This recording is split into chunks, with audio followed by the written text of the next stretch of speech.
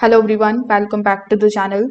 So if your Sengled lights are not working with Alexa, this video is going to show you the exact fixes that you can try.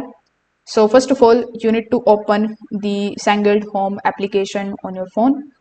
Over here inside it, you just have to make sure that the lights are actually online and working inside the app. If they are offline here, Alexa will not be able to control them. So you need to fix the connection inside the application before trying Alexa. Now sometimes the connection between Alexa and Sengled breaks. So you just have to open your Alexa application first. Inside it, simply go to the skills options. In the skills and the game option, you just have to look for the option of Sengled Home. Disable the skill and then enable it again.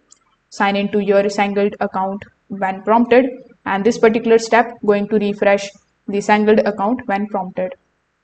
So after linking, Alexa may not detect your lights automatically. So in Alexa application, you need to go to the devices.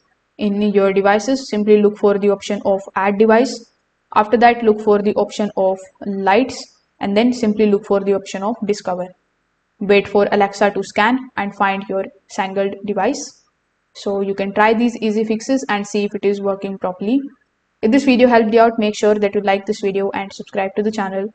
Thanks for watching.